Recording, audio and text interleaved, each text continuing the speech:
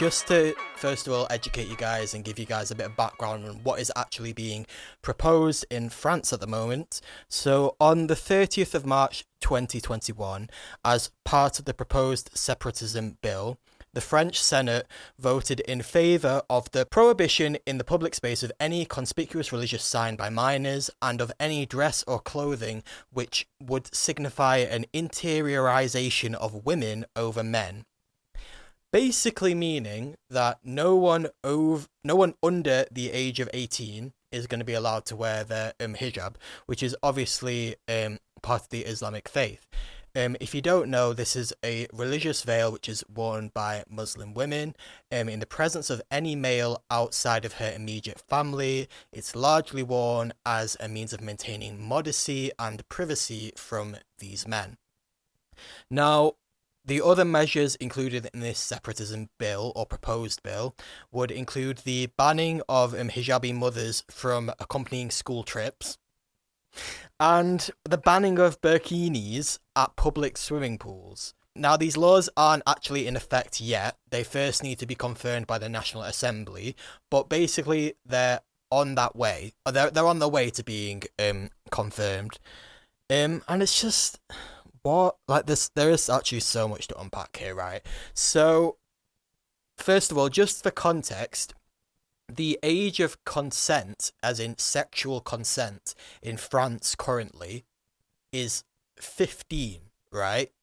So, if this law comes into place, it will be legal for a teenage girl at 15 to decide that she wants to have sex, but she will have to wait until she's 18 to decide whether she wants to wear a hijab or not.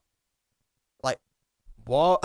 Like, how does that make any logical sense? Like, it just says a lot, doesn't it, about, like, what is determined as oppression and what is not. Like, to give you a bit of context as well, like, France has quite, like, a negative history of this type of thing. Especially in regards to the Islamic faith. So they banned face veils in public schools in 2004, bringing in a complete ban of them in 2010. And then also, I remember this because at the time I was literally like, what? Like, in 2016, there was obviously a terrorist attack, an Islamist terrorist attack in Nice, in France. Where I think it was a truck drove into a load of people during a special day. And in response to that, a load of French authorities decided that the way they were going to respond to this was banning the burkini at, like, their local beaches. And I remember just being like, wait, what? Like, even if we were going to entertain the idea that restricting elements of the Islamic faith is the way forward, why are you starting with burkinis? Like, literally, like, what relevance does that have? Like, it is literally women. So, right, so you have to wear, I don't know about this in most of Europe, actually, because they have a lot of nudist beaches, don't they? But, like, for the most part, you have to wear a swimming costume to maintain a level of modesty, right? But if you wear a burkini, which covers your arms, your hair, and your legs, etc., that's too much. Like what? Like, I don't understand, like, the logic behind this. And it's so ironic as well, because obviously in light of COVID, obviously face masks have been basically enforced worldwide to prevent the spread of it. So in France, when this legislation was actually passed, like, forcing people to wear face masks, you have to wear a face mask, otherwise you get fined. But then if you wear a full face covering, if you're a Muslim of the Islamic faith and you want to do that, you can get fined for that, because if you wear the niqab, then you can actually, like, get fined for that. Like, it's crazy. Like, I don't understand. Like, I'm just looking at some, like, responses to it as well. So, at Muslim Girl on Twitter tweeted, the French Senate just banned girls under 18 and accompanying mothers from wearing hijab in schools. Yeah, that's the thing as well. Like, what? Like, why can't they go on school trips? Like, what is your reasoning for that? I don't understand. The obsession with how we dress has nothing to do with liberation and everything to do with control and hate. This is what oppression really looks like for Muslim women. Literally, like, their argument for this is basically, oh, making young girls wear the hijab is a form of oppression. But if they want to wear it, that's not oppression. And also, surely you literally dictating that they can't wear it is oppression. Like, you're like putting two and two together and getting five again. Like, they're seeing a common repeated illogical nature here. Whilst people tweeted, at Apollo the Bard tweeted, the hijab is not a threat, it's purely part of religious identity. The French Senate has no authority to ban something that does no harm whatsoever. Literally, like, this is what I was saying before, like, why are you, like, again, like, I'm not saying that we should entertain the idea of curtailing parts of the Islamic faith anyway, but even if you were going to go down that route, why are you starting with the hijab? Like, literally, what sense does it make? At Yes, I'm hot in this, tweeted, I know this ban hasn't been passed into law yet, but the fact that the majority of French Senate voted in favour of the ban preventing women from under the age of 18 from wearing a hijab is telling. I'm praying for my hijabi sisters in France. Literally, and there's a cartoon here, and it's basically saying, French people, we don't want others to control what you wear. You can wear whatever you want. Young Muslim girl, I want to wear a hijab. French people, ha ha ha ha, no. Literally, like, that's literally what the conversation is.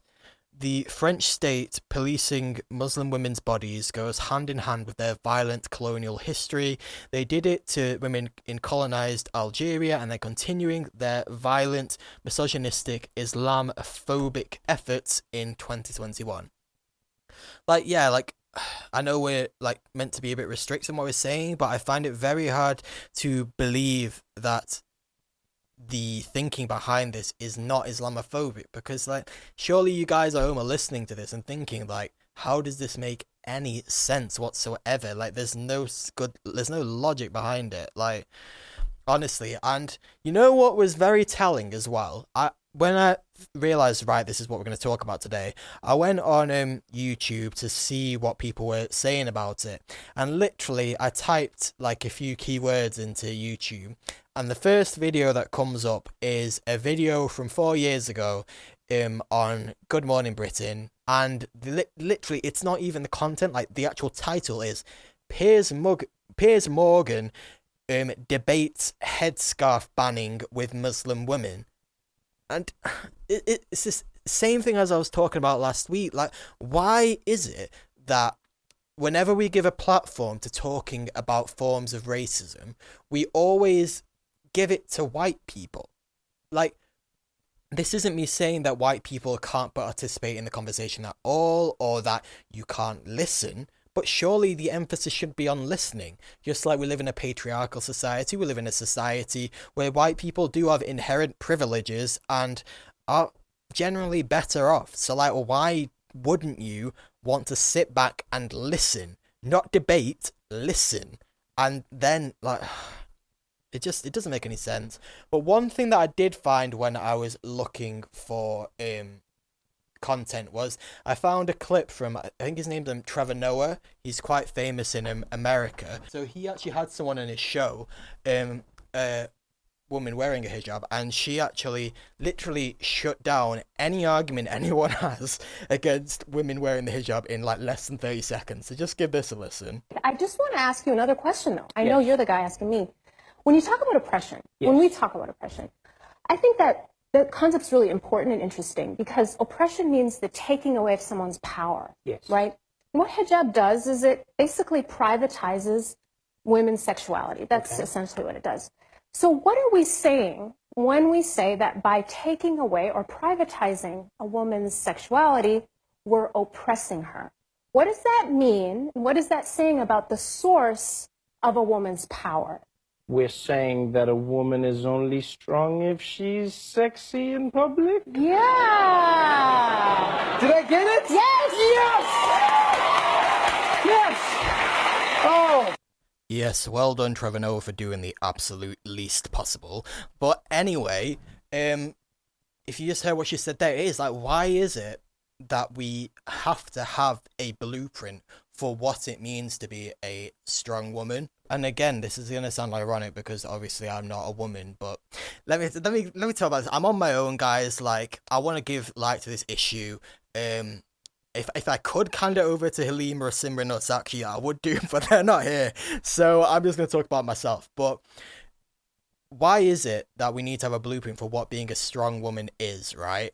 Like, if you want to be like revealing or like sexy or whatever, and that's how you find strength, then do that. If you find strength in modesty, do that. Like, why is it that men, or like for the most part, are telling women how to do this? Like, it is definitely, I think, Islamophobia at the heart of this, but also intersectionality comes into play when we talk about sexism as well. Like, honestly, I mean, I want to say France, get your act together, but then I'm also like, we're not exactly the best. I mean, look at literally what I was talking about before with Andrew Marr this morning. Like, so I mean, it actually is exhausting, guys. Like, I'm just a bit fed up of it.